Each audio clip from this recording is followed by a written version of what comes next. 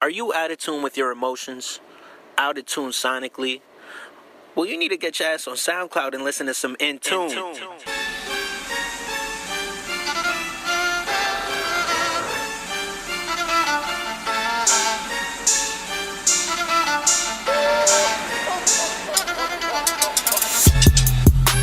Lava never guesses. He knows.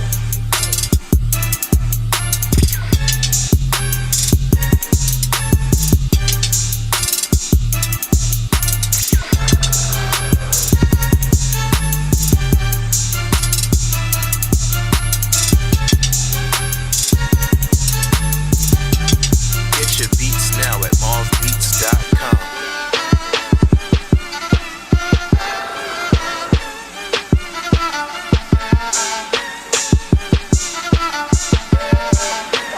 You should add this to your mixtape.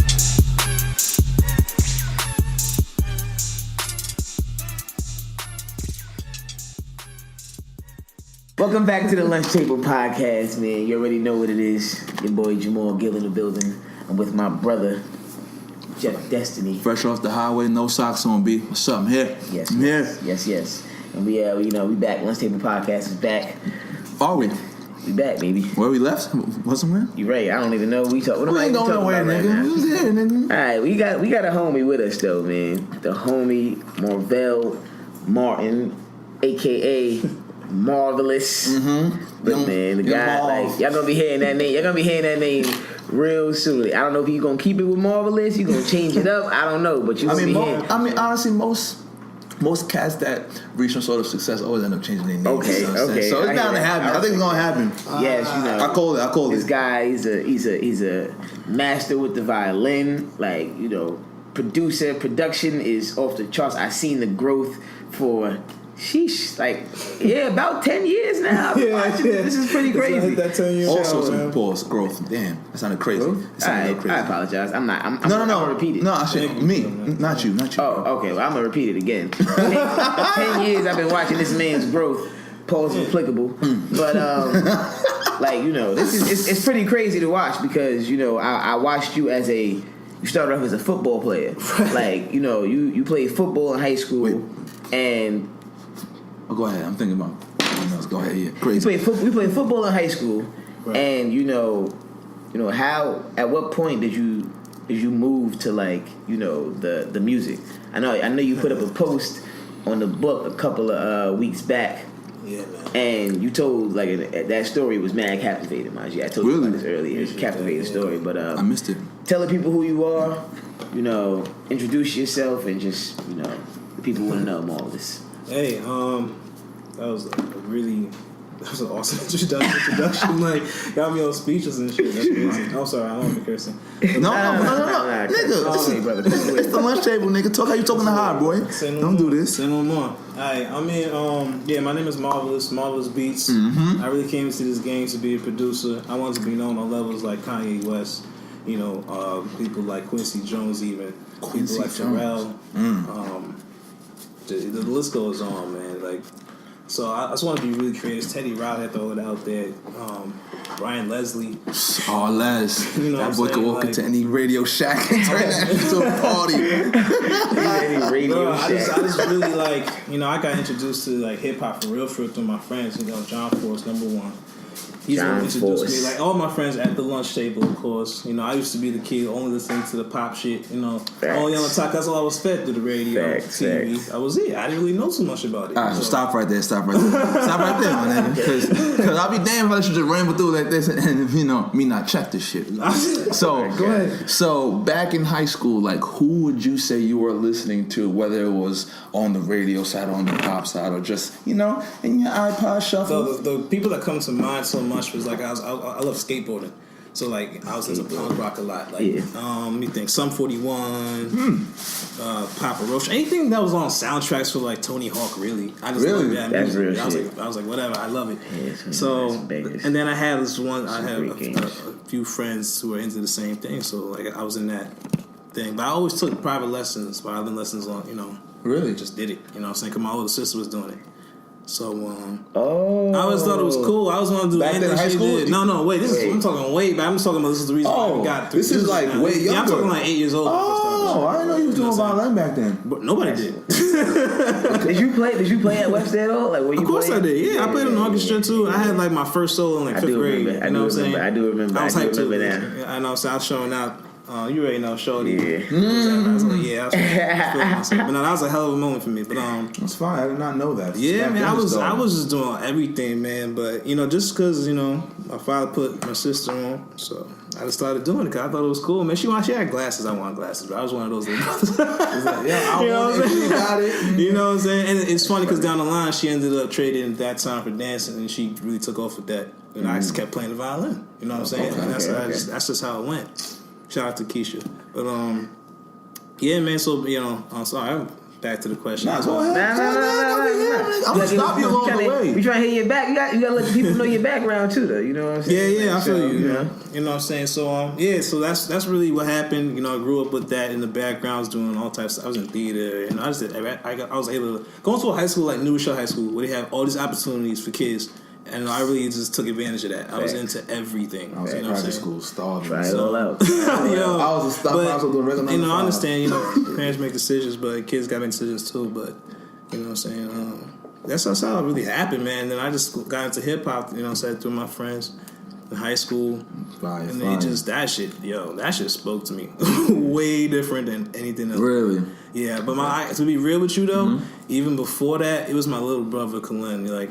I don't know. From 1st grade, I'm still, like I said, just listening to Sum 41. This kid's asking for Beg for Mercy. You know what I'm saying? You know what I'm saying? Okay. All right.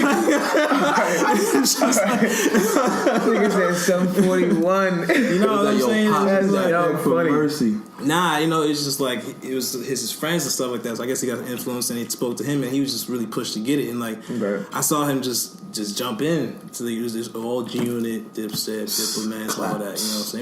It was that era. You know what I'm saying? So 03 fly baggy era. Facts. Good times. Yo, it was real though. Like he got so much into the culture of it. His friend, shout out to Boogie. It was the first time I ever did hip hop recording. Was like it was old school, bro. Like they became pretty good rappers. So like we had obviously there nothing about them Pro Tools, nothing like that. Windows recorder, like that little. Great box joint with the little green line. Yeah. So we I would just beatbox the beat. You know what I'm saying? Have them rap over this layer them joints. Yep. We used to make little tracks like that. I remember that. Trial and error. Niggas had Fruity Loops for 30 like 11, days, bro. boy. I was like, they was like 11. I must have been 13 or something. Yo, that's what it was. But this is before we even knew what we were doing. We were just trying to have fun. You know what I'm saying? Exactly. Just trying to see what cats is doing, emulating and put your own. But I never really did it after that. After they stopped really recording, but then we did we started the rap group NIP set. Oh yeah. I'm not gonna lie. Fuck, that name sound wild familiar. I don't know where I heard that from. I was like, yo, I heard this before. We did not realize what we were doing, son, and we were actually making real legitimate marketing waves. And it's just like, when I think about it now, I'm just like, yo, like no one can ever tell me I wasn't about this shit ever. You know what I'm saying? Like I put my heart into this, along with people who like God's, plan put into my path and by my side. Like this shit is literally a path, bro, and it's crazy. It feels crazy. But how do you sound like you're really, really sure that music is the way to go? It's not the way to go. It's a tool to use. You know what I'm saying? I'm supposed to use as far as to understand myself and my path. And my thing is it's a lot of people out there that's trying to go through music, right? And you. Not only can you just say like, oh yeah, I feel my music is better. I feel like what I'm doing is better than what a lot of these dudes are doing. You getting recognized, you know what I'm saying? Yeah, I learned a lot about that little concept right there. But yeah, I mean that's gonna come. That's gonna come with it. Yeah, of course. I'm aware of that. My thing is though, like, look at that room. you know you're good. Yeah. Clearly, you know you're good, and then you get recognized by somebody like Wale. Right. Now, tell us about that. Tell us how that happened. You went on tour with Wale. I go into my Facebook feed. But first up, congrats, my nigga. That's amazing. No, I appreciate that. Because I ain't gonna lie, nigga. I woke up one morning, I was on Facebook going through, rarely. I see some shit. Exact story. Nigga, I held this shit up like it was Simba and Lion King. I was like, what the niggas make on stuff from up, yo. Yeah. That was big, Yo, bro. shout out to Big E, the bodyguard, man. That's really dead ass down to the truth. That's what that happened. Big E, the bodyguard, yo. If you know anything about Wale on Instagram, you will see Big E, the bodyguard. Okay. And the story is, I was in the streets of Silver Spring, Maryland. You know what I'm saying? Yeah, my start was like, Spring, you know, it's crazy how this even really happened. Like, I'm talking about the act of me going out with my violin. You know what I'm saying? That it really happened. This is how it happened, man. I had an architecture internship that I was doing really good at. Word. But I had some jacked up stuff with my car insurance and my car plate, different states for each, because I had moved. And when I was renewing Geico, they put me on the state I was moving to, but I still had the New York plates. Yeah. I didn't understand this until it was too late, and I had Experience, a license. my nigga, experience. Wow. You know what I'm saying? So what happened? I had to sell my car. You know what I'm saying? Because I didn't have a license for it. I had to take the plates off. I couldn't leave the car in my apartment complex because they would tow it. Yeah. So I had to sell it. So then I couldn't do my architecture internship as well by going to these places, measuring houses, doing things, you know what I'm saying? So my work started going down because I was, had to change my whole life, bro. I had a car and I had the way I was living. Wow. It was like, luckily, I'm in a place like Maryland, D.C. where the public transit is dope. Right. But time was changing. I realized my schedule meant a lot. You know what I'm saying? Mm-hmm. So many hours in a day. Of course. So, I get laid off from that. And I'm just, I'm back just in between jobs. I know I can find another one, but I'm kind of like, I don't like the feeling of being laid off. That shit is whack. You know what I'm saying? I'm somebody I really depend on everything that I'm trying to do. It's like they have so much power. It's ridiculous on how you move and so, operate. I remember I had this experience with this group, with my right hands, my left hands. Third and Ninth Records. Shout out to Jesse. Third and Ninth. Yes, Once again, I Jesse heard you. Scott, Sir James. I should sound hard, by the way. Third and Ninth, nigga. Everything is it's on point. But like I had an experience where we did a dead ass tour where we had speakers, their vocals, we on the violin and our music, and like we just dead ass hit up different spots in D.C. and Maryland, just performing our joints, handing out stuff. And this is you, donations. Jesse, and my brother. and your brother. Yeah. Wow. Okay. We had did that a year before, and it went really well. You know what I'm saying? Okay. So I was like, maybe I should go out there dolo and see what I could do. You know what I'm saying? Just to make some bread to pass the time so I get a job. Okay. So I went out there and it just started popping the fuck off. You know what I mean? Like, I couldn't even believe, and actually, to be even real with you, the fact that it was even possible, it was because my girlfriend got me that electric violin as a gift. And, like, that created... The power of love. There you go. Shout out to Ketsi, yo. Like I was saying before, she's the bomb. But, she got me this electric violin, and, like, at that moment when she got it for me, I deadass hadn't even played in like 4 years because I was in the mood out there. I was doing the architecture thing for real.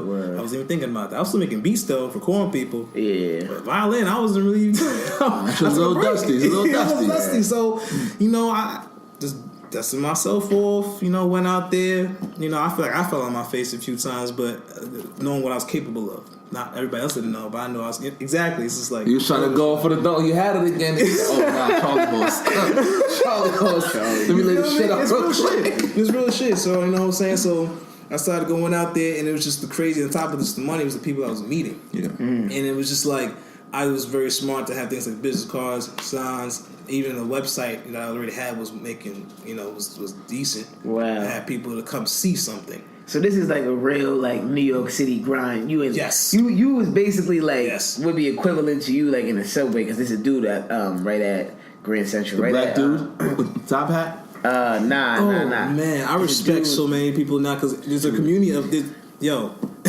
being a busker. That's shout out to him, yo. Yeah. Like he knows, man. Like the community of just knowing people who do this shit. It's very small. It's not small. It's small, but it's real. It's like something, man. Like there's this dude. I have to shout him out. I can't do something without shouting him out. Malik, the drummer, yo. Malik, the drummer from DC. He is the legend. No, forget me.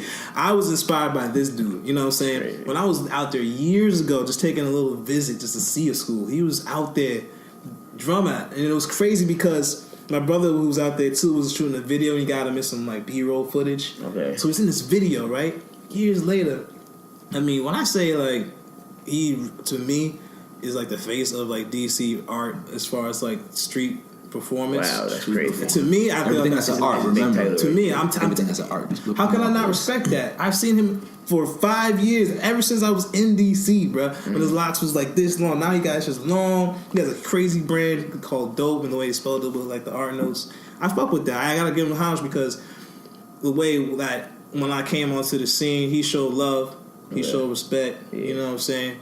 Like it's crazy, that's bro. crucial, You know what I'm right saying? I got respect to him, so Word, allowed me to like do my thing too. So I respect that.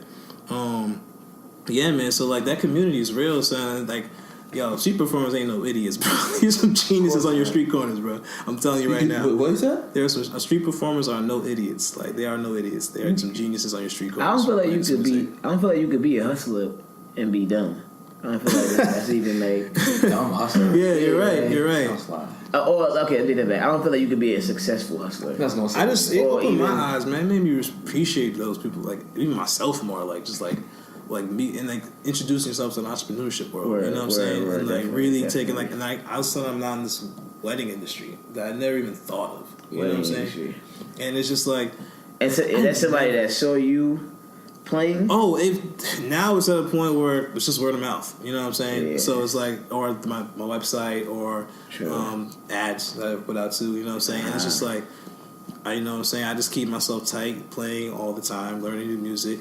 And, you know, it's just like I'm saying, the entrepreneurship world is like, that's like, it's a different perspective of the world, man. Right. I tell you, man. 100%. It's a completely different perspective. But yeah, life's been pretty wild. But I always wanted this, though, at the end of the day, I have to remember. It's like, this is what I was always working towards. Sometimes I have to realize that when I wake up. I'm like, I can't waste no time. I can't be lazy right now. Right. I can't, like, you know what I'm saying? Like, Every this is what second you you fucking take, worked for. someone else You know what I'm hustling saying? and busting. It's not even that, bro. I mean, that's real. That's for anybody doing anything. I'm talking about the fact that I actually dead ass wanted this now all that my it's here. life, and it is here. And it's like, are you going to let this slip away, or are you going to take the moment and do some hard shit? Facts. And this is the realest shit I'm facing in my life. Where I'm just like, yo, I did it. Like, I'm doing this full time. Right. Something I always love to do. Just wake up in the morning, I can make beats. I can go work at the gym, come work out, make beats, watch more videos to learn more skills, and just keep myself away from the fucking tie and shit whenever I want to. You know what I'm saying? So it's like, it's just like, it's crazy, bro. And on top of that, I always want to be a producer. So now I'm using this whole violin thing as a way to brand myself, put a niche that no one could really touch, no one's really doing, and we're like really introduce y'all to my wave of music and like how I do shit. And it's just like the Marvillous Beats brand, bro. Like Marvillous it's Beats. Marvillous Beats brand, bro. I'm telling you. Whatever, as you said earlier, if the name changes, whatever, the brand, I'll call it that. The brand will live on. You've been dealing with some names though. I mean, yeah, low key, but it's like, you know, it's funny. Even before the violin thing, I was sending beats to and back and forth with Tory Lanez. You know what I'm saying? Right, This is before I even touched the violin, so I was already doing something before. Oh, the back and violin. forth, you said? This is like, yes, like he had about 4 beats of mine all through the SoundClick community. And he had put out 40 songs, and one of them really stuck. It was a Thank You Mama Dress. Still on YouTube to this day.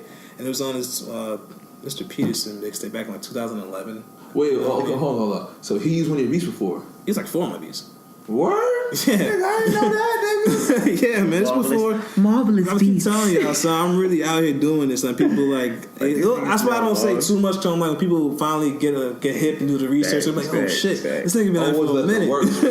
Facts. I never knew that. You know what I'm saying? So it's like, nah, it's cool. I just stay humble because I know I still got mad work to do. So it's like it don't even matter. It's just like you gotta do the research and find. I gotta promote it, but it's there, man. Do the research.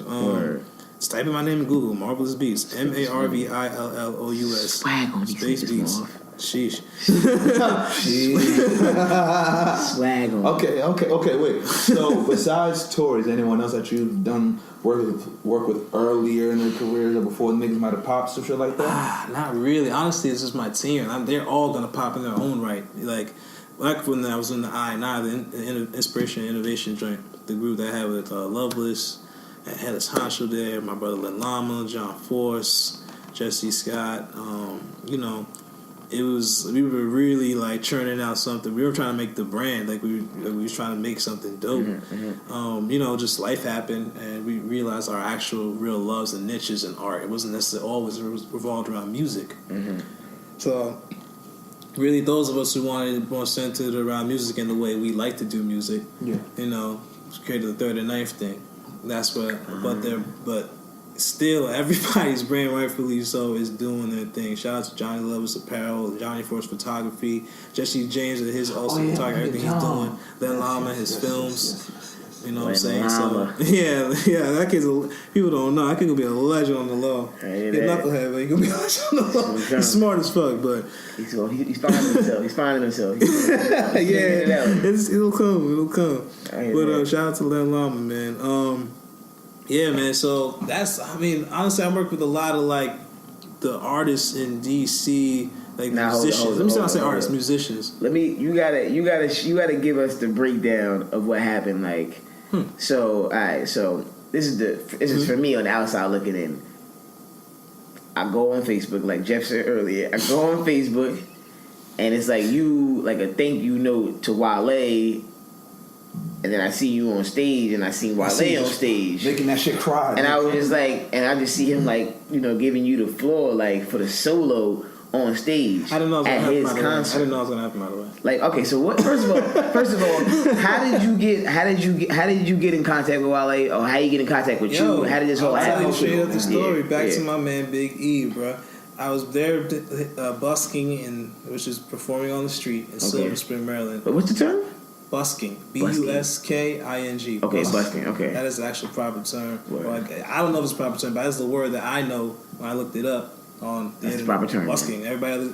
People who know what busking is know what busking is. Okay. So I'm out there doing my thing, and it's a random ass day too. I know it was a random ass day. It's one of those days where I'm like, fuck, I'm gonna see what happens. It's like downtown? A Tuesday, downtown Silver Spring. Okay. I'm gonna go down there to Veterans Plaza, and I was just playing, and Big E comes across. I don't know who he is, of course. Big dude. He's like, yo, you know, you tight? I forgot what I was even playing. Mm-hmm. I think he asked me to play some MMG stuff because he said that he was an MMG bodyguard. I was like, all right. I didn't honestly believe him at first because he's like, come on, he's just walking up. So I started doing it, and then he's going through his phone. And he goes to his Instagram. So he showed me his Instagram. I'm like, oh, okay, shit's real. You have the validation. Yeah. Numbers are strong. So that's I was like, oh, okay, all right, no doubt. And he just asked me straight up. He was like, yo, I think he told me at that moment they were having a concert and I should play with them. He didn't tell me exactly when. So this must have been in like July or August. Okay. I didn't hear a word from him until like December, early December. That's crazy. Just going through my regular life, still busking, figuring some shit out, you know. It's getting cold, so I'm figuring out trying to get more gigs and shit. So I'm not out there as much, you know, still recording folks. And he just calls me. He's just like, hey, we're having practice at on the campus over on the UMD side. And I was just like, all right. And, you know, I just went over there that first day. And I mean, he wasn't there, but the band was there. And they were all extremely talented dudes. Yeah. And they're playing all the music I hear on the radio, all the music I hear on the CD. So I'm just like, I'm like, all right, cool. Yeah. You know, I plug in into the DI and we start just going in. And like, I know most of the music, and I start getting the arrangement of how they're actually going to do the show, though. So then I think it was like after the third day that week, that's when Wale started coming. And then, you know, started coming to like the rehearsal. Like, where? Yeah. So then it was interesting. It was cool. He was very, very respectful. He came up to me first and dapped me up. So I was like, cool. He was a mad respectful guy. Word. And you know, we just did the damn thing. I just chilled and just did my thing, learned the music, and did that every day for like a week. You know what I'm saying? So I just worked every day for a week, man. You know, Big E had connected me to the DJ, and the DJ was kind of like one kind of you know, being like the middleman, kind of talking everything through. So. Okay. But it was cool though. It was respect to all of them. They showed me respect. Gave me a chance, and that was dope. So then did the show, and the show was amazing. You know what I'm saying? The experience was there.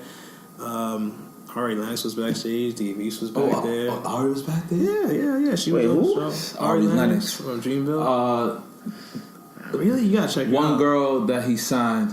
Yeah. She's tight, right? Yeah, she's tight. Obviously Dave East was back there too. It's a different type of wave. Like she's like the chill type of. I feel so bad. I forgot to do his name. Boz Omen. Is somebody on Dreamville? Back there. No, it wasn't Dreamville. Damn, I forgot to do his name. I feel bad. But he did his thing though. I forgot the song before him, but there's two other dudes. Eric Bellinger? No. I don't remember. I think he made it. Okay, I'm just gonna leave it at that. Sorry. But yeah, it was a dope experience, man. Meeting all those dudes and just that experience or at the Fillmore Silver Spring. It was New Year's Eve. Opened up New Year's Day the right way. So 2017. So like, that was an amazing experience. So. And the brand just took off from there, really. Wait, so stop right there, right? So, boom, you said that you didn't know that solo part was going to happen. Yeah, that show was so how did that happen? How did you feel like, well, obviously, that was the biggest crowd I performed in front of, you know what I'm saying? That was like a sold-out Fillmore theater, so... yeah, that's the main theater out there, too. Yeah, that was dope as hell. Wow. That was dope as hell, so like... Crazy. Just kind of just being out there, I'm just like... But the funny time being up there, I wasn't like, oh my God, I'm here. It was just like, nah. I'm like, nah, it was a really cool club. I'm like, I belong here, man. Like, I've been working for this for so long, so I was up there as cold veins, like, it's whatever, you know what I'm saying? No, people with the cameras out. That's where you're supposed to be. Yeah, so like... I was taking it serious. So I was laughing to myself. I was taking it serious, but I was still laughing to myself. I was just like, yo, Marv, you really got yourself up here. Like, this is funny, bro. So I was just like, nah, all right, I'm gonna see this moment. I did everything dopely, and Wale he did his own thing, of course, to create the show. As far as talking to the crowd, I had these interludes that I almost didn't even know was gonna happen. So we all just the band is amazing, man. They just do that. They just do that thing. Word. So even that moment, it was just like I forgot what song I forgot what song we were playing, but out of nowhere, one of those interludes, talks to the crowd, doing this thing, kind of freestyling. Yeah. Let's get the. He says, let's let the violinist get some. So I just started doing my thing. You know what I'm saying? Violinist gets the solo. I realized how the band was playing also too, so I took liberty on other parts to play out a little bit more. I realized, okay, now I get the vibe. I can play a little bit more. So like, I just kind of created my own other little solos after that, and it was a really dope experience playing with amazing players like that, man. Like, what other instruments were in the band? Definitely drums, bass, and the percussionist and a drummer. So the percussionist had all the congos and stuff. Okay. Because that go-go flavor had to be right. So yeah, man, that drum was really lit. Yeah, I grew such a love for like the percussionist section being on DC. Cause I'm just like, yo, like that dream. That's all right. That's serious for real. But no, the bass player that was also flipping around and playing the keys too. They had in front of the synthesizer. They had in front of them, so they were like multi-talented musicians and shit. So that's fine. Just to be amongst those people, one definitely raised my like, okay, there's a whole nother level I can play this violin. I know that. So every time, that's why I like playing with like super talented people, because like brings the best out of you. Yeah, so competition. Yeah, it's not healthy competition. Healthy. It's I guess healthy competition. Challenging yourself, really. Yeah, what it is. really, like, yo, all right, these guys are that good. You're supposed to be too. Yeah, Show you up. I guess it's the perfect time to shout out Control Chaos, this band that I didn't make. Shout out to Foots. Foots, he's a drummer. I believe he is coming out of Bowie University. And that kid is a monster on the drums. I met him because I was working on a beat with another artist at this studio in Laurel. And I had met her because I didn't even win the beat competition, but one of the judges, who was a producer, shout out to Godfather, he just liked my branding so much. He just liked how I presented myself so much. He was like, yo, he even got the mic, like, this is how a producer is supposed to be. He showed his website, he told him where he could find it. he was like, this is how you're supposed to package yourself. So, and I did some wavy. I had ordered these like, it looked like little carats of gold as USB sticks. Okay. So I'm saying, so I got those for the judges, gave them joints. So it stuck out. And so he even made a little video on his Instagram about it. He said, I'm about to go check these beats out. Ooh. I was like, all right, cool. Then he invited me to the studio one time. And it was dope. And then I met this girl, Lene Gray. And she... Lene Gray. Yeah, she's talented, man. She acts and stuff, too. She's doing her thing. And we worked on an intro to one of her tapes. And, like, it was cool, man. It was cool working with her. And then I met Foots. He was just there, I think. I don't know if he was just practicing or something, but I don't know. He was just there.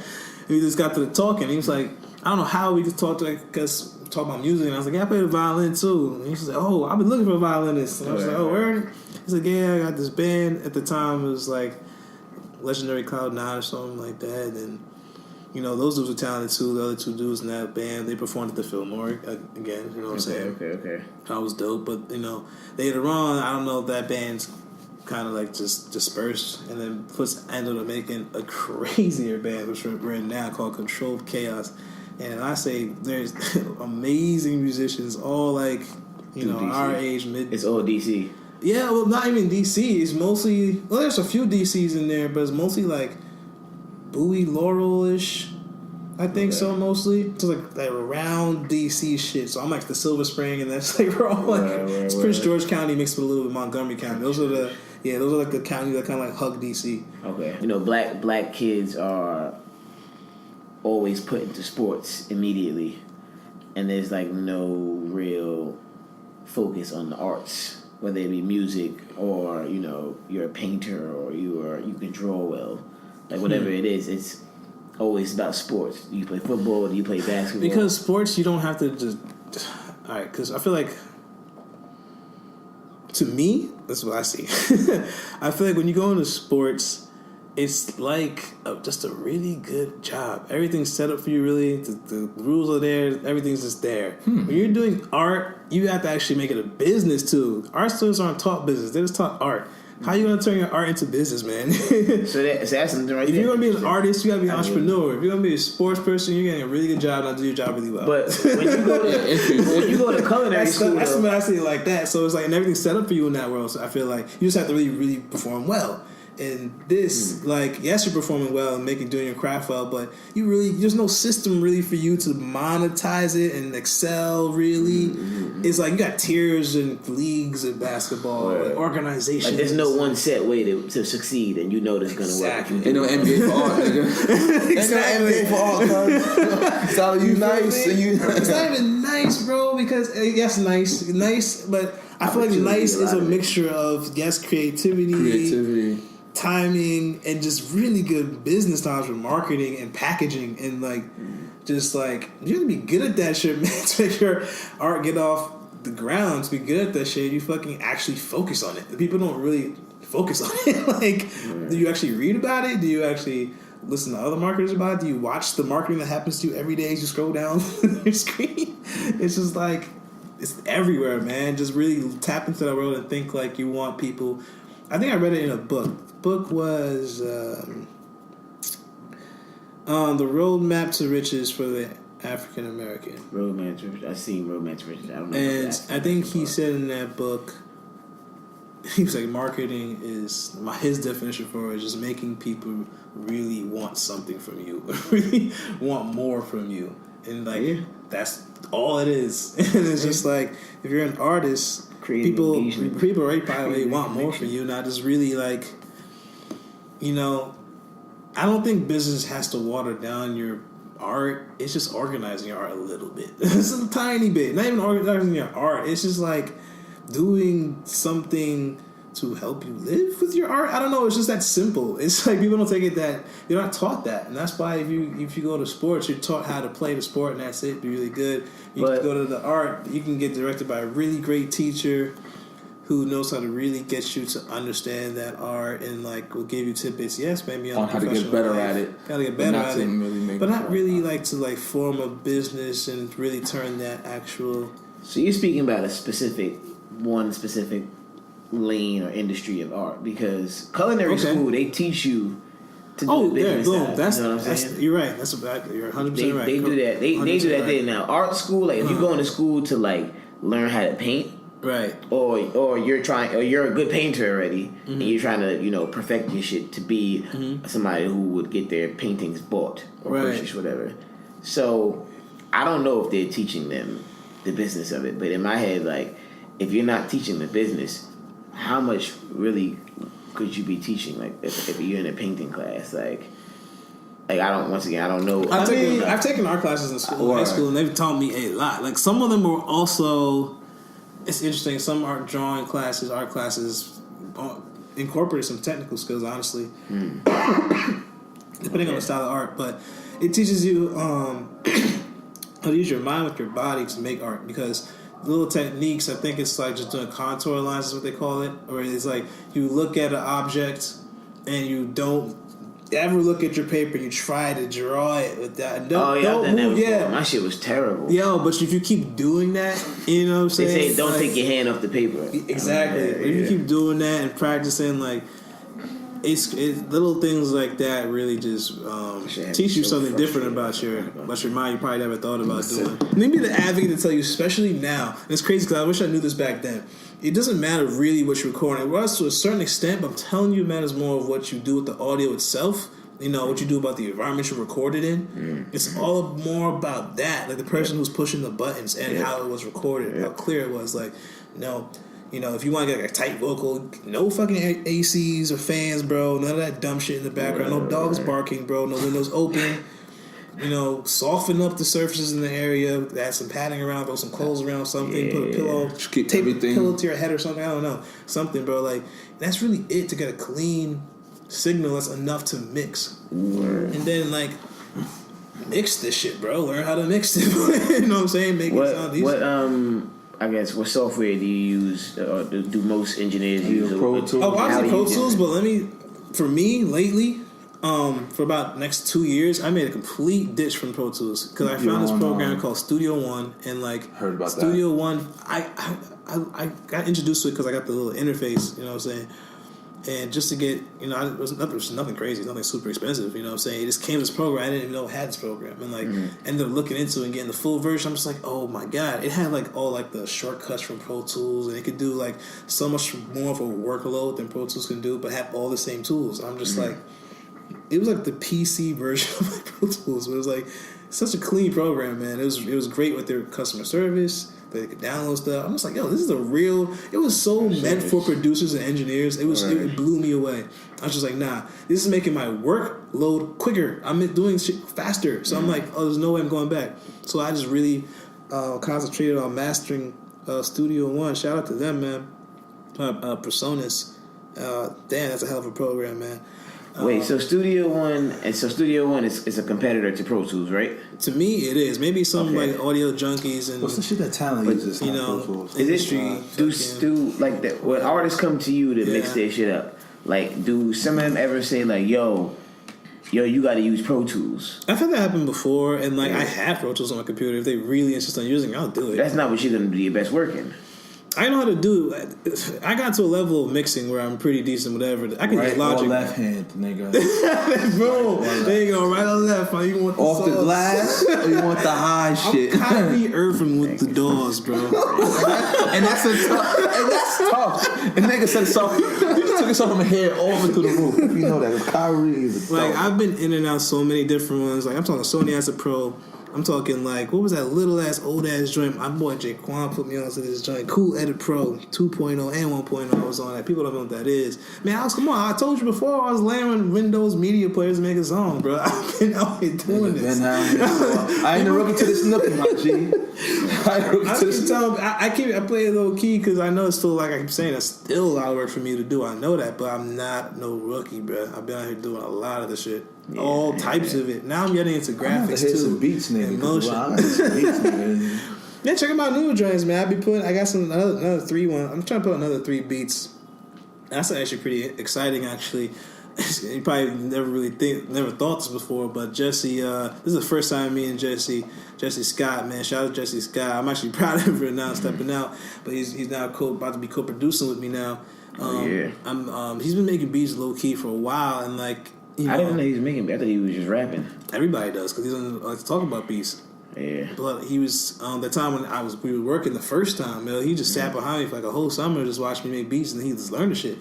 And he's a smart dude. Learn so much just by watching. Yeah, I respect him so much, yo, because he's just intelligent as hell. And like I'm just like I can't not respect that. He's morally a good ass dude. And so, you know, I was like, he's definitely on my right hand when it comes to business and stuff. But like, I'm excited for that. We got some hard ass beats coming for y'all.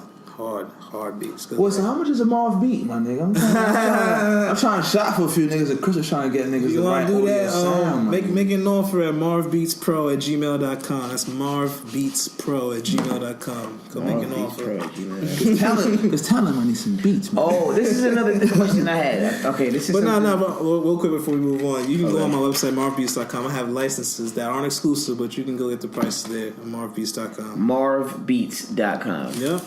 MarvBeats.com. Marvbeats.com. Right.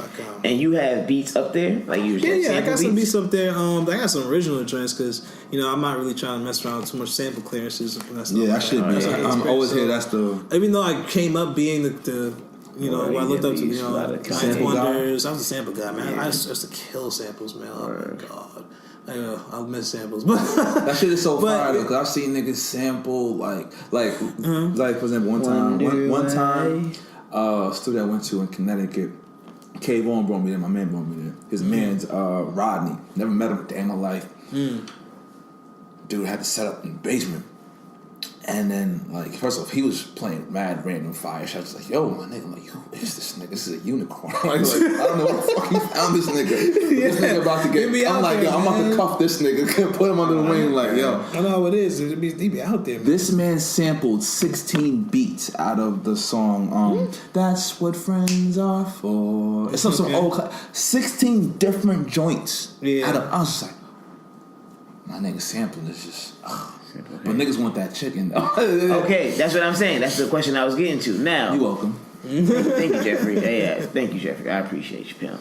Now, my question is, one, how do you know when you're good enough to start charging for beats? Oh, that's a great question. Ooh, I'm gonna let you answer that first. I got two follow-ups. I got two follow-ups for that. I don't know why that hit me such a great question because I think that's a real ass thing, bro. Damn. All right, let me talk about the industry. So when I got into this shit back in 2008, it is like night and day compared to now. Number one, like people to me had just not only the people who are really had the means and focused because it wasn't that easy. So if you really wanted to do it, then your beats would be out there to be selling beats. And it's like, I don't know. I felt like. I guess talent-wise, I was definitely good enough to sell beats, but not mixing-wise I was, which is interesting. But I think because the beats were so tough and like people just liked the idea so much, they would just overlook it. And then but then I realized when I decided to learn up at the game, when they started asking me for the track files and the stems, and then I send the stems, which is basically it's just each instrument that you use all in like a neat little WAV file arrangement. And that way they can do their own little edits to the instruments themselves. Okay, you know what I'm saying? So I learned that's a part of the industry that, of course, the average person just listens to music doesn't even think about. Like, music is there's a huge process to make songs, and like I used to think when I was a kid, like the person singing the song wrote the song, made the beat. Oh no, you know what I'm saying? Niggas started ghostwriting, nigga. You found out Beyonce was singing them shits, right? You know what I'm saying? So like even like the revelation of me first time hearing a Nas song. And I forgot who told me. I think it was my oldest sister, Camille. My oldest sister, Camille. Shout out to her. I think she was the first one. Like, no, there's a producer that makes the beat. I believe she told me that. I was just like, oh, so somebody else makes it. Oh, wow. And that was like one of the first time revelations. Eye opening. He was like, oh, it takes more than one nigga to do this. Right. You know what I'm saying? Facts. It's real. And like that's why it's like. It's never true that there isn't money in the music industry. There's so much work to do. But the thing is, nowadays, people are getting more talented, and technology is making it a lot easier for people to do everything themselves. So, that's one of the things that changed so much in this industry. Like, it just blew up. And that's great, because, like, even anybody who has the dream and the talent to make it in their bedroom and get out the hood, get out their situation, get off their mom's couch, if you have the tenacity to do this, you can do it. And, like, there's just so many avenues for, like, any entrepreneur with a skill, because you just gotta think of the fact of a service. When do you know? When did you know? Okay, when did you know? I was out there on SoundClick and I just said I want to do this. Like I remember I was just there and I didn't want money because I was a freshman college student. No. I'm saying, when did you know that I wanted to start charging people? I'm telling you, this is exactly how it was. Okay. I'm gonna get somewhere. I got you. Trust me. All right. Trust me. I'm gonna get somewhere. I'm in college, bro. This is the first time I ever sold a beat, and I was on SoundClick. That's the first time. I explained it. I think just the fact of feeling like I was growing and like just like I had just moved out of my mom's house for the first time in this dorm room, and I was like, Brooklyn, and I just felt like I needed a little bit of bread to like do things I wanted to do, and like Get some kicks, nigga. And I heard about there's this cat that my boy John Force was messing with, and like he was the one who had a beat store up before I even knew what the hell that was. It was like in 2007, and I saw it. It was a dope ass website. And I remember that I was like, yo, maybe I could sell these. You know what I'm saying? And it was just like all of that just came to me one day sitting in my room just thinking like I think a lot. You know what I'm saying? So I sit down and I think like, all right, it just came to me one day. Like I was just like, I'm gonna try to maybe I don't know where the hustler idea really came from me from. It just came to me like, yo, I'm going to do this one day. I have these beats. I think they're good. My friends said they were good.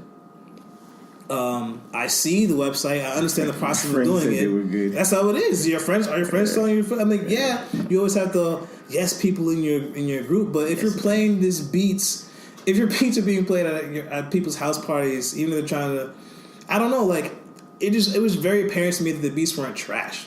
Your beats aren't trash. They weren't amazing. Obviously, my beats weren't amazing, but I just knew they weren't trash. So I think that's all you have to know. Well, that's all. If your shit ain't trash, you want something. You want something. That's what I'm saying. That's what anything. That's with anything. You don't notice that in yourself, man. You like, yo, he's like, he ain't trash. He ain't He can play on my team. So that means he can go somewhere. True or false? If you see it, niggas real. That's real though. And if you need one nigga, and if he's not trash, you can be like, you could possibly play on my team. That's nobody else. Yeah. Obviously, but he ain't trash though. But this is what I'm talking about, the industry at that time. That's why I can't. Maybe I'm just a unicorn because I'm being real. Like the first beat I sold wasn't a lease; it was an exclusive right off the bat, and it was for like half a stack. You know what I'm saying? Like, oh, I thought you were like selling beats like early on, like random kids. Yo, $5 for the beat, bro. You started off $500. I started off $500. That's crazy. And it was just like, and this is like a bigger artist or something. Nah, this was just an artist who was, I guess, had some backing or some. I don't know. This dude. He had money. He had $500 to spend on the beat. Yeah, I never heard of dude. We exchanged. We talked a little bit. How did he find you? It was on SoundClick. I just had my beats up there on SoundClick, and like I had heard about SoundClick a lot because, like I said, I be doing my research. I always just, you know what I'm saying, just be. Because I was really interested in this. I wanted to be this producer. I wanted to be Kanye fucking West. Like, I want to know, how do you do this shit? I'm just like, there's a path to this, right? So I figured it out. And then, like, I started doing it. I started dabbling in it. And I started, like, learning as I went.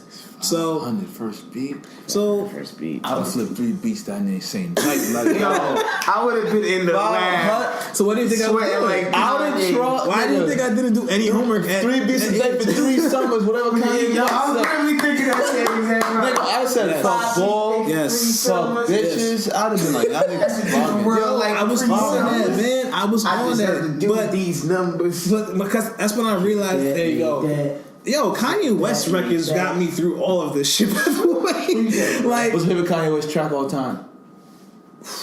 Late. You might not even think that, but for me, it's late. It has to be late because every single day in WCC, I had to play that song on the way. I did not see that coming. You know why? Because that's a hard track. You have to understand the concept of late, bro. Like, I had just dropped out of an Ivy League school. I went to community college, and late, all he's talking about is why he doesn't want to be here. He just wants to go home and make beats. That's literally what I was going through. Like, literally. He says that line. Don't get offended nobody, but what was the line? He was talking about.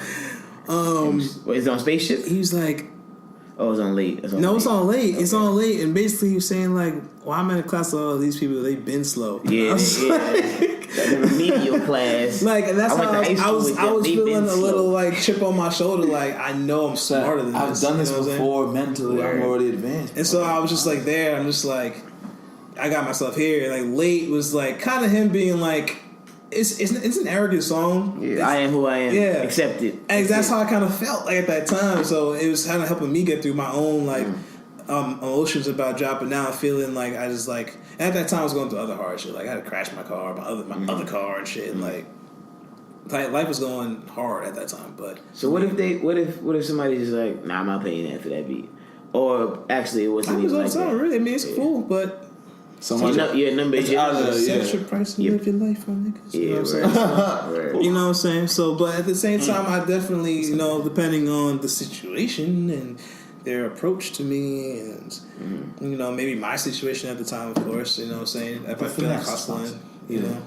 I might just be like, all right, let's do a deal, or we do like, I don't know, 2 or 3 for $1,000 or something like that. It's not exclusive, but like I also have the licensing business where it's funny. The producer community is so split on this. The people who like, oh no, only work for placements, and then like fuck all this type beat shit on YouTube. Like stop trying to beat other producers and stuff. But there's a whole split between the licensing and like people doing it as like, being like in-house producers with an artist and growing, which is very what you're supposed to do. And that's always been the model, really, with the labels. They have a producer who's in-house that they signed, working on the artists. But now the game is so different because the independent producers now making beats out of their mother's basements cannot create a system. Can make a system of licensing. Where you're just selling a beat over and over until someone decides to come along and be like, oh, let me take the exclusive rights to that now. And then you sell the actual beat right out. You feel me?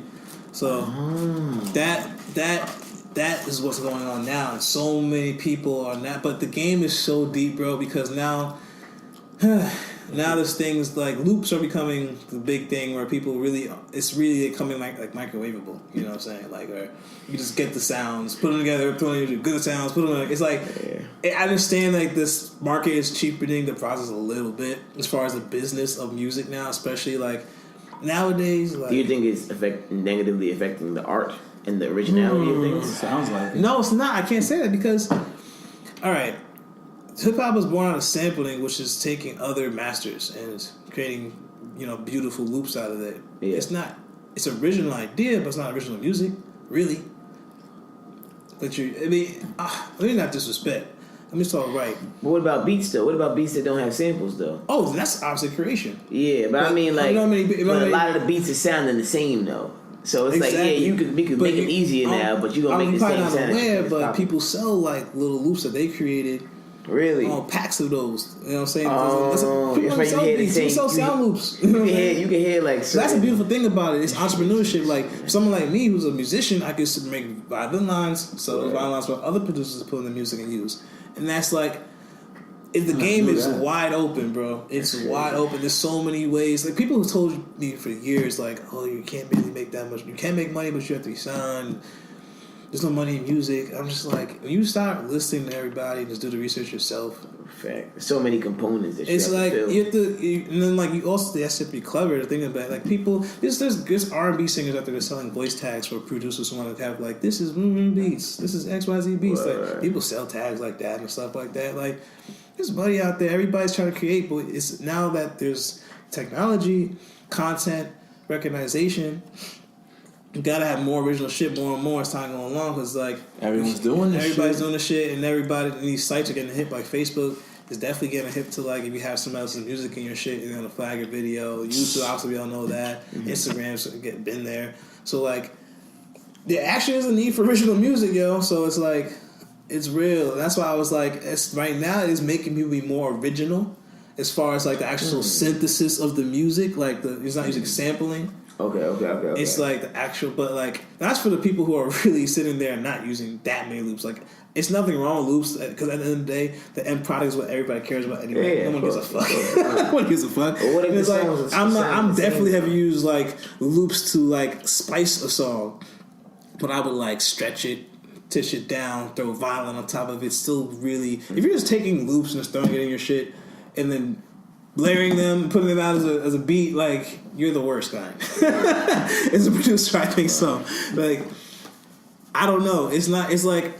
But the producers ended up making beats that sound exactly the same. But that's also just the market because people want to buy that. Yeah, but do you think that hip hop has gotten so large now to the point where everybody just wants to have the same sound, that same gimmick that works because they've seen it work? What do you mean by saying gimmick though? Like there's difference in gimmick and like sound, mainstream sound. Because I call it a gimmick because everybody's doing it because it's going to be successful. Okay, that's real. That's it's that same sound. Though. Yeah. The question about the surrounding that concept though exactly is what? Pretty much. Do you think that because music has gotten so much easier to make, and you have a lot more technology now? And it's way bigger worldwide, and people, and it's way more money in it. So because there's way more money in it, people will sell their souls. People will, people will say, you know what, I'm gonna sacrifice the actual quality of the art or to make sure I can get this dollar, or to make sure I'll be on the radio, or to make sure I'll be a pop type of hit that can go into many different genres, many different crowds and demographics. You know what I'm saying? I mean, yeah, it definitely is, because music is not exactly the same product as everything else. You know what I'm saying? Because you have to do that for everything you do. You gotta fit your product. Gotta fit the market's needs. Like it's simple supply and demand. You know what I'm saying? Word. It's just like now there's music, and music's such a very spiritual thing. It's like we're so taboo about even messing around with music and money like that. And like this is, I don't know if it's a sad reality or a happy reality or just reality as reality. But you know, there's markets, and for whatever the invisible hand tells us what the market wants, and we all get into it. You know what I'm saying? So it's what it is. And like reggae rap out of nowhere once Drake dropped that controller. It's just what it is. You know what I'm saying? Like, you know what I'm saying? Like if you go to a job, you gotta not talk the every way you want. You can't greet people the way you always want to do. You gotta fit the point of the job description. You gotta fit the job description. It's gotta be like a line that you of course, there's a line. Cross. There's a line all the time, but you see people cross all the time. How many times who's crossing it? Thank you. How many times have you been in a job, a person who works too hard for the job? We all know that person who works too hard for the job. They're like trying to get people in trouble and like, you know what I'm saying? Like getting that award. They're going for that award star. Like, you know, kudos to them. They're doing great. But there's a lot of those people everywhere, and there's people like that in the music industry there's people like that in entertainment. Period. Like you see them going hard. They put their lives and souls into. It's just what we all do. It's just because it's music and something like an art. It's like. It's taboo. I don't mean to simplify it, but honestly, that's how I see it. If I want to ask me in the question, I'm going to put in words. I know, but I'm saying this for the dummies who want to probably say some dumbass comment. You know that yet. So I'm just like, man, look, dude. Wait, so question. So aside from Wale, who else is like killing the music scene out in Maryland, or like who else is like, as far as like the rap, you hear? I'll be real with you. I got my brother Belen was playing honest with a few dudes. I don't want to say their names wrong. That's why I don't want to say it. Fuck it. So, but I know a lot of like musicians who are getting it, bro. Like people who play music, like and singers. Like Kim Michelle. She had me in a few of her shows. She's a dope ass go-go artist in DC. Shout out to Kim Michelle. I think you said K Michelle. Well, I was like, I know regular. No. She's names are very similar, but no, she's dope. She's a go-go artist out in DC. She's super dope. Obviously, I'm telling you, keep an eye for Control Chaos. Like between all them dudes I work with that band, they're going to be something serious. Like all of them are so talented and very focused. I definitely got to come out there and check the show. Like yo, I'm out here, bro. How much is the ticket? There's other dudes, like I said, shout out to my dog Malik. He's been working with people. I mean, he's the drummer. Yeah, the drummer. He was just with Erykah Badu, and she was there, like just like chilling. She was adding something to like his like spiritual chain or something. You know what I'm saying? Like dudes out there doing their thing. The musicians out there doing their thing, man. There's so many that I'm like kind of forgetting right now, which I feel bad about. But like Slim from I met in Wale's band. He's the one actually connected me with Kim Michelle. So he played in her band too. So he's like, when you get in the community, start meeting people. Shout out to him. Steve said the same thing about that. Oh yo. All that, so Steve would probably definitely agree with all of this. Man. You know, he's probably I've like, heard these exact stories. Like once you get into the market, like okay, you play with this dude over here. Okay, yo, let me tell you about this dude that needs a drum. You know, there's still a lot of people I'm hearing about in the area that people always ask me about. I'm just like, yo, I keep hearing that name. I feel like I'm eventually going to work with these people. Facts. I keep hearing Chelsea Green's number one. She's another violinist out there in Maryland. But everybody in Silver Spring, anybody who knows anything about string instruments and violin and Silver Spring seems to know her. And they always mention me and they see me playing on the street or something like that. Or it's just, I've been to Friendship Heights, people mention her too, stuff like that. I'm like, I might get to meet that girl. She's pretty good. Even on ReverbNation.com, I saw her profile, like, number one spot in, like, the area. I was just like, yo, she out here, bro. You know what I'm saying? So I respect. I do my research, man. You know what I'm saying? I'm serious about this shit. Like, I really want to do this. Like, I just feel like, I don't know. I meant to do it. I don't know. I finally learned what hip-hop was and how to make a song. And, yeah, something about it was like, oh, that's me. I didn't do that. I want to do that. And like I started to do so much research. Like it's so hard to talk about all the characters I've researched recently. You know what I'm saying? And like I'm starting to learn like there's so many tiers of the producer game. You know, obviously, but there's like like I said, they got the licensed producers who are kind of shaking things up in their mom's room. You got like the the mid-tiers who have been in the industry but came out not doing independent stuff and still doing some dope-ass stuff. Like, that community is so cool. Like, those dudes are dope. People who are, like, just in the industry but still kind of be on YouTube a lot and teach and show stuff. Like, I love that. That stuff is so cool. So they are still doing it, and they're showing you, like, and they're teaching and going through having blogs and stuff. So I like when you really get into the producer community and you realize there's a whole world. Obviously, so many worlds in this world that we don't know about. Like, there's so much going on, man. Like, it's crazy. Deeper than the surface, man. It's so much deeper than the surface, man. And that's one thing I really appreciate about the culture. I'm happy that I tapped into that, and like I'm like seeing it. And I'm just like, it's a lot of just young entrepreneurs, like, you know, young brothers like us, man, who are just very talented and know how to, like, put a brand together. Word. You know, so I appreciate that. Yeah, man. Black businesses. Yeah, it's real. We out here, man. So let me bring something back a little bit. So, all right. So, you know, you obviously started in, you know, New Road, New York, and everything like that. So boom, you end up in Maryland. You know what I'm saying? Going through the architecture, shit goes south with the whip, boom, boom, back on the block hustling.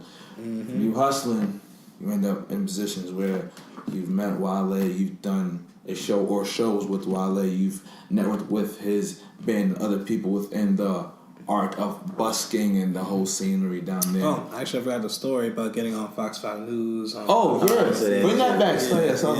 That was a whole same kind of situation, man.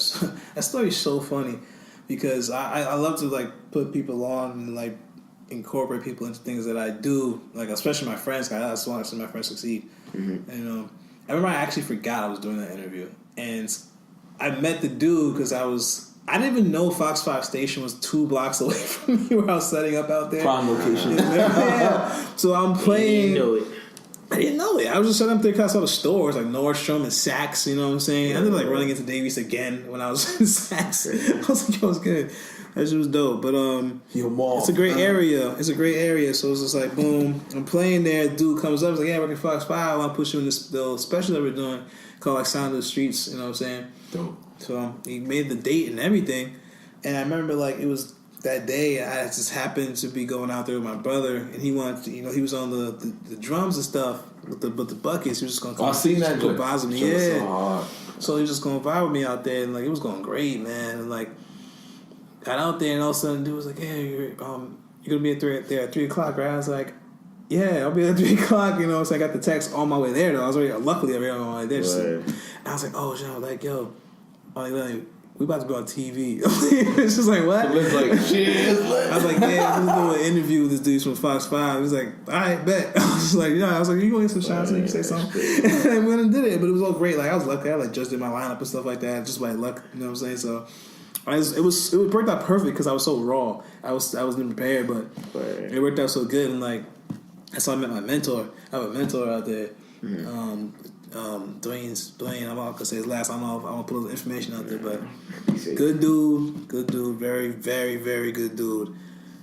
He's like, I don't know. It's so funny because I remember I had been thinking about should I get a manager? Seemed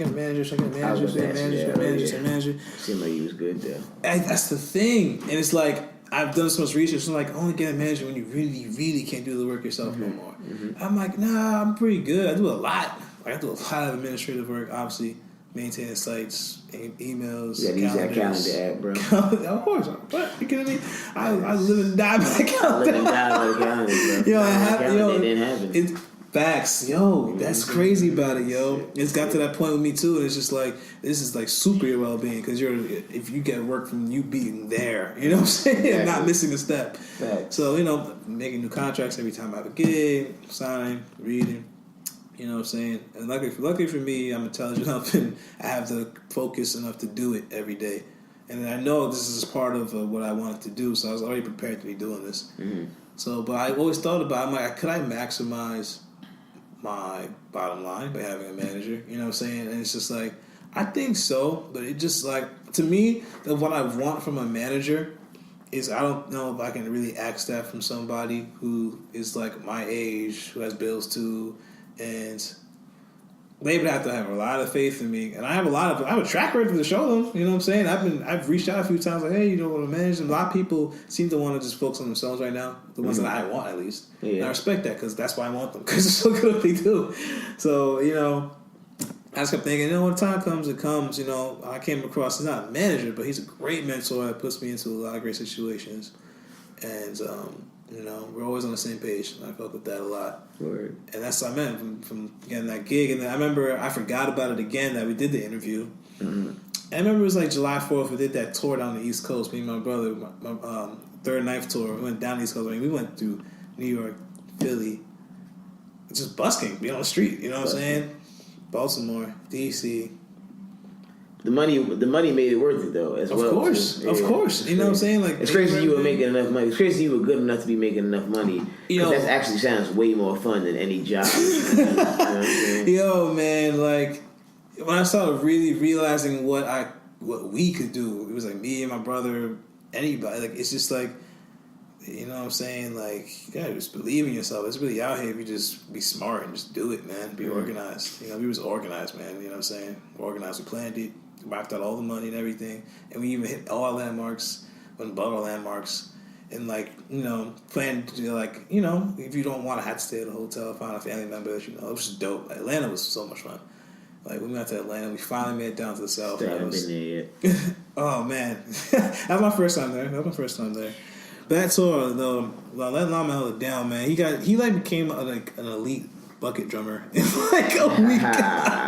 I'm serious, man. Talent, we were just vibing. It's so crazy because we were used to like him rapping usually. You know what I'm saying? I wish Jesse had to handle business with work and everything like that, so he couldn't make that. So we're definitely gonna try doing Cali. That's what we're trying to do. Mm-hmm. But the success of this one was so good. Like even getting calls back from Raleigh, North Carolina. Even getting calls from the actual city's art director to like do a gig was like, wow, that's crazy. You know what I'm saying? That's right. But it's like even little things like that added up with weddings, beats. You know what I'm saying? I'm so blessed to be like, damn, they're making more than probably some like people I graduated school with and stuff. You know? So it's like, definitely. Like I said, it's something I worked for my whole life, and I'm just really just it's almost like grasping. You are taking advantage of the opportunity. Yeah, you're not gonna let it slip away. Yeah, hell no, hell no, man. I'm just I just realized it's all on me to really make it grow. So I'm just getting smarter. Working better with my craft.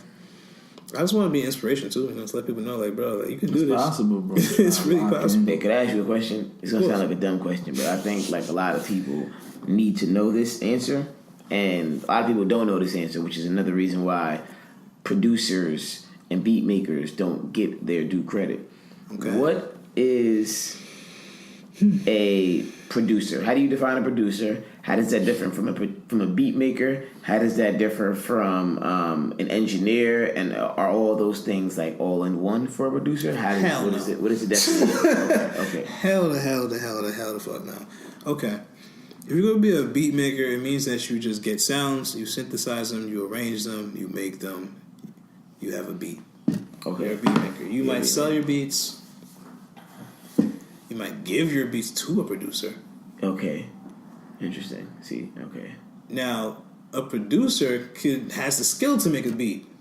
Mm-hmm. A producer also has the skill to engineer it if he's that nice. Engineer, what does that mean? Engineer means to actually mix it to a way where it translates in everything you play it from speakers, cars. Because a lot of times you wouldn't understand it unless you made a beat. Because a lot of times when you make a beat and don't mix it, it sounds great probably to you and your speakers.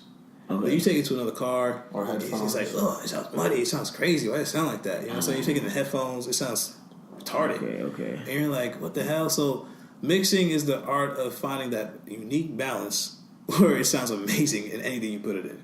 Okay. And like there's science behind it because the digital world of audio mixed with the analog world, which is like the old equipment you see now. Like a lot of the software just emulates the hard, crazy equipment you see now in studios. Okay. So that's why there's even a rift between that. The engineers who work only in the box, which means like in your computer, and the engineers who are back from the old school and stuff. There's even a rift between that. People like argue about which is better, which is not, and it's cheapening the art of engineering. Like there's so many levels. Well, Papa studied audio engineering at Hartford. That's what, it's a crazy science about a lot of acoustic principles you have to understand as far as just recording is different from even mixing, because to get it working with signals, and if you're trying to use a lot of natural room space, I guess, in your signal, you got to know what you want to do. And also like signal chain, meaning are you going to, have a compressor between your mic and the actual computer? But the thing is, like, the reason there's a rift is because some people tend to, like, I don't have to compress the signal going in. If I already have a compressor built into my GarageBand or Pro Tools, it's like, but really what it comes down to is what sound are you going for as far as engineering. But anyway, back to the beat maker, producer, and engineer. The producer is someone who is really there for the actual synthesis of the song, meaning the artist too, not just the beat. You feel me? Okay. And he's the one who also might even oversee how the album's gonna flow and help assist in that. Like, look, this is how we're gonna do it. A producer really sees an artist with talent and a vision and makes it happen. Okay. It's different from someone who's making a beat and an artist finding that beat and buying the beat and bringing that beat to the producer to have to make the song right. Does the producer usually the same person who's the engineer, or because the producer? There are some dudes like, all right, Dr. Dre is a perfect example of a real producer. Okay, Like he's the one who he got so many people to make the music. For example, Scott Stork's making piano keys as the quote unquote beat making musician, sweating. Give it to Dre to throw his beats on. That makes him a beat maker, but also producer. So he's taking other people's talents and synthesizing it. So it's not really, he's not really the one making the beat, the music, the beat. He's the producer. So clearly, a producer has the ability to do all, or might have the ability to do all, but and most importantly, he has the ability to put all together or gather the parts that are needed for him to put everything together. Yeah, definitely. Okay. The producer is the people person, really. Word. The producer is like the man. He's the director of what's going down. Like he's the synthesizer. He's the alchemist. Like for real. Word. Makes it happen creatively with all the elements. So, what would you categorize yourself as?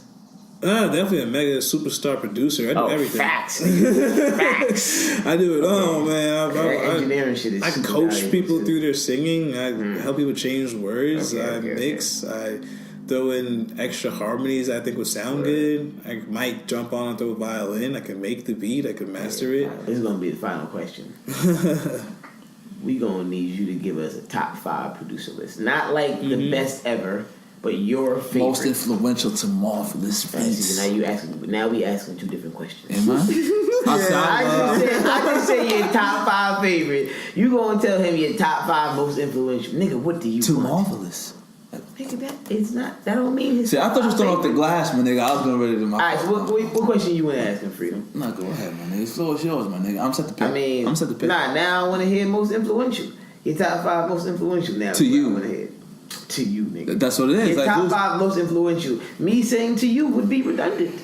My top 5 most influential. Is this consciously or like people I actually look up to? Who's niggas that the 5 niggas is like, yo, these niggas are the most influential niggas as far as producers to me, whether it's conscious, trap. It's like, yo, these niggas changed the game for Marv. like influential to me. I heard you and I literally went home and said, no, I gotta go do some shit similar or make my own wave.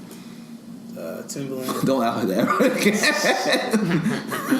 My jockey lad. I'm gonna say Timberland number 1. Timberland number 1. Okay. Dirt Off Your Shoulders, classic. Just Blaze number 2. Just Blaze. Okay. Jay Dilla number 3. Ooh. I've never heard that one before in the top 5. I like that. Yeah, I don't think we ever had that one in the top 5. Ninth Wonder. Gotta go Ninth Wonder number 4. Sounds like a regular. 9. Pharrell number 5. Okay. Yeah. Nigga, Pharrell could drop 1 beat a year now. I am very surprised that you don't have Kanye in there. Because Kanye's obvious, but I think it's Kanye too many times. And like, I feel like if you know B, you know Kanye's number 1. Okay. It's like, okay. So he's like the god of all gods.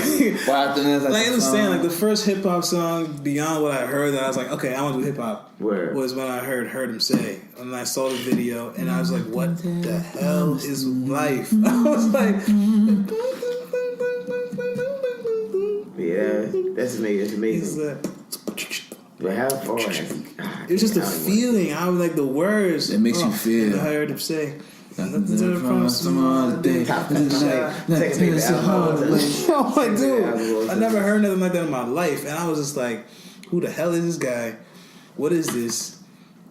And yeah, man, I was Kanye's got one. Alright, so that's an easy one. Alright, yo, bro. Once again, we appreciate you coming through, Marvell, Marvillous Beats. Marvillous You know Beats, the baby. name. Like, if y'all need to find him, where can they go? Give him the email, give him the Facebook, Twitter, Christian Instagram, Mingles, everything. Christian Mingles, Christian blackpeople.com. Mingles. Like, whatever you got, wherever they can reach you at, because we know it's people. We want people to reach out to you for not just like, I need a beat, but like you doing your wedding and you want to have a violin player in there. Yeah, yeah. When niggas want to bust with you, pause. People Whatever need to reach out to you. For That shit sounded so. Only you can make that shit. Pause. I don't know. Yeah, I'm trying to bust this nigga. What's going on? Yeah, Introduce myself where one can they more reach you? time. So, I am Marvill Martin.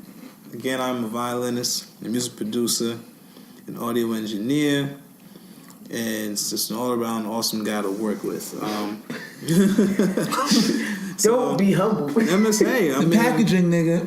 you know those annoying people that don't stay on time, are very rude, are just not thoughtful of things. Word. You know, I'm just really experienced with customer service. Period. So, you know, you'll see. Contact me. So, MarvBeats.com pretty much does everything. My services include playing violin with bands, weddings, of course, birthdays, networking events, just tea time type things. I work with all kinds of bands, all kinds of genres too. Church bands, go-go bands, orchestras too. I do sight read. You know, I do teach lessons for violin. Also with beats. If you need production, if you need anything mixed, you can send it my way as well. My email is also on my page, marvbeatspro@gmail.com. My beat store is also on my page. I have photos on my page. I have my Fox 5 News interview on my page. Let's go to the press page as well. And if I have social media, it is at Marvillous Beats. That's spelled MarvillOusBeats. Marvillous Beats. We appreciate you coming through. You already know Shout what out it to is. 39th Records. 39th. Oh yeah, shout out to the Len Llama, all the llamas, all my niggas. All my niggas. Johnny Loveless? Johnny Shouts to Loveless. I was with Johnny last not too long name. ago. It's government last name. I was like, nah, that's not the same. I don't know who Darren is anymore. Never mind. What is Excuse me, John Force. Yeah, Who's Darren? I don't know who you're talking about. John Force, yeah. That's The my homie. man's. I'll let, who else be missing out on? Shout out to my man Taylor Flash. Mr. Flash is the homie. Shout out to you, your beautiful children. Who else, man? Shout out to my girlfriend Ketsia and her fam. And shout out to my fam. Shout out to New Rochelle. Shout out to Rosedale Lab. If you was there, you was there. I ain't gonna say nothing. If you was there, you was there. Rosedale, we out here, nigga. All right, Word, peace. you already know. Lunch Table Podcast. Jamal Gill, Jeff Destiny, Shout out to my Crip Marvillous niggas, you Beats. heard? Alrighty then. Marvillous Beats is out here. You already know. Lunch Table Podcast with food for thought is served straight, and everybody gets a plate. And bitches with curve, but get hit in the staircase later. Back to class, motherfuckers. Fuckers. Hit up Marv if you like the beat.